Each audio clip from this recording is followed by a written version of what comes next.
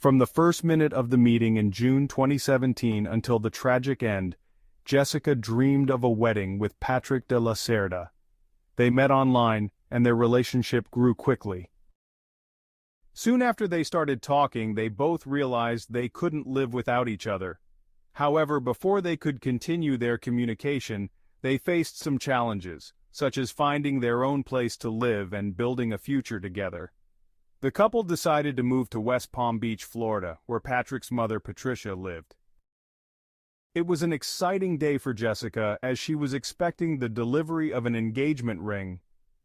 While she was at work, Patrick was supposed to meet the courier and receive the package. The ring was a custom piece designed specifically for her, but something felt off. Her father informed her that the courier had arrived, but Patrick wasn't responding to any attempts to contact him. Concerned, Jessica tried to reach him, but her calls went unanswered, an unusual situation since they were always in touch. Worried, Jessica took time off from work and decided to go to Patrick's house to check on him. She drove to his place, stopped in the driveway, and called out to him. When he didn't answer, she climbed over the fence and opened the door. What she found inside shocked her to the core. Patrick was lying lifeless, surrounded by a pool of blood. Patrick de la Serda was born in sunny Miami on June 4, 1992. Raised by his loving parents, Patricia and Max, he grew up to be sociable, intelligent, and caring. Patrick was confident in his desire to start a family of his own, and he had always believed in the importance of family values. Although his parents divorced when he was 25, they remained on good terms. Patrick stayed with his father, and the two worked together in a construction company. Patrick was a bright, attractive man who had no shortage of admirers, but it was Jessica, a woman of rare beauty, who truly captured his heart. They began chatting on a dating app and quickly became close. Despite the distance between them, Jessica lived in Orlando and Patrick in Delta, they maintained a strong bond. Their relationship grew deeper, and after Jessica ended her long-term relationship, Patrick proposed to her in the backyard of his house in December 2017. By February 27, 2018, just 2 months after their engagement, Patrick's father, Max, received a call from a courier saying they couldn't deliver the custom-made engagement ring because Patrick hadn't answered his door. Max was busy at work and couldn't respond immediately, so the courier left the ring with him. By the time Jessica spoke to her fiancé, he still hadn't called. That's when her worries deepened. Unable to reach Patrick, she contacted his father, who also grew concerned and left work to check on his son. Jessica rushed to the house and arrived before Max. When she opened the door, she discovered Patrick's body. The police arrived shortly after and confirmed that the 25-year-old had been murdered.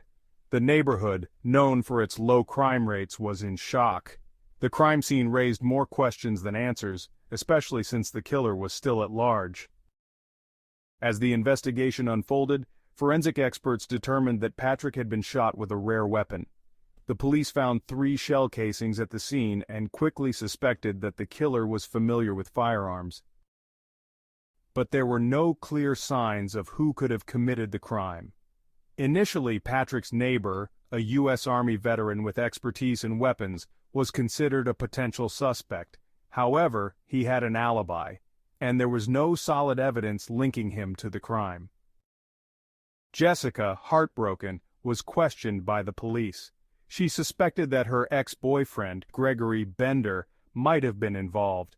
Gregory had been upset when Jessica broke off their long-term relationship and was determined to win her back.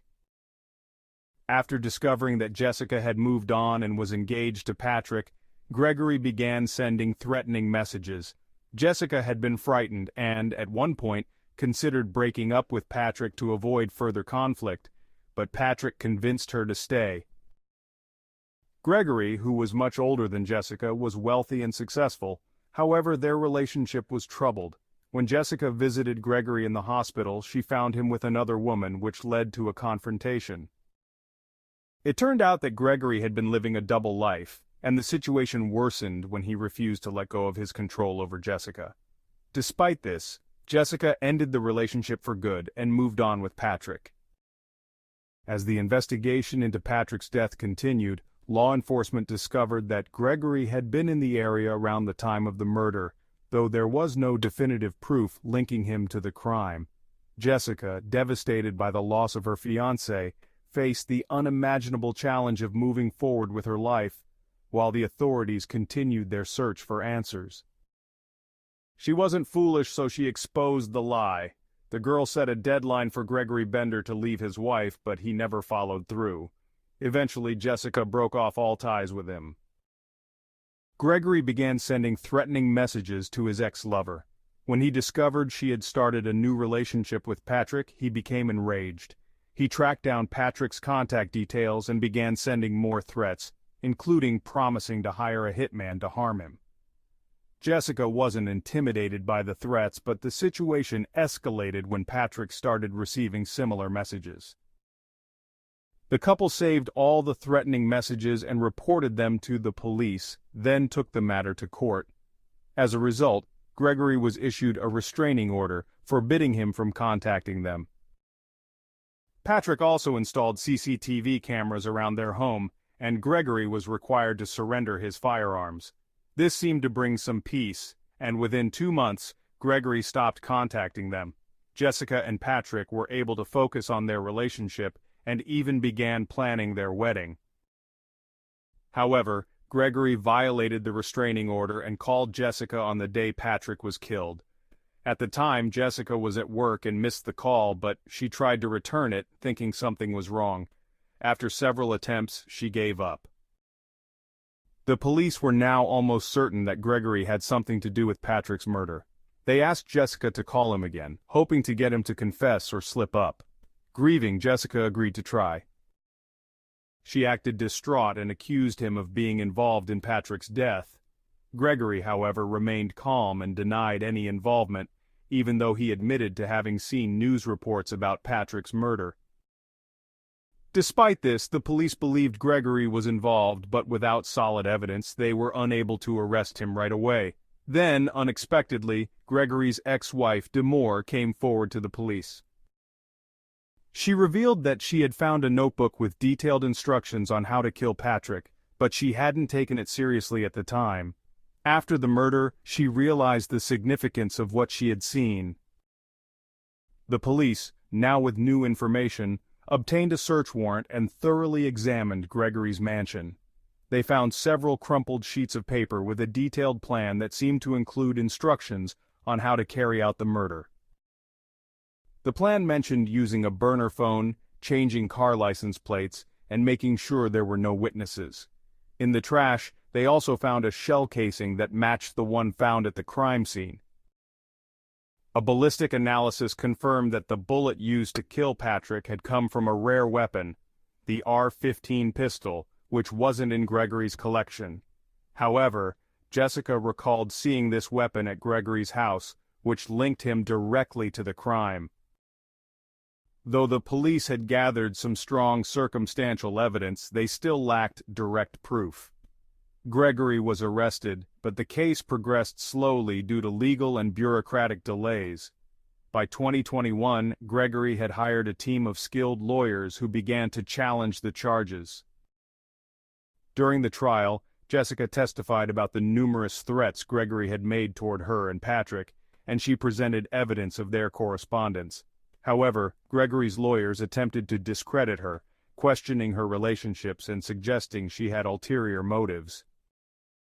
Gregory showed little emotion throughout the trial, even when his ex-wife Della was called to testify. Unexpectedly, he seemed visibly agitated and even admitted to still having feelings for her. However, Della's testimony didn't help the defense much.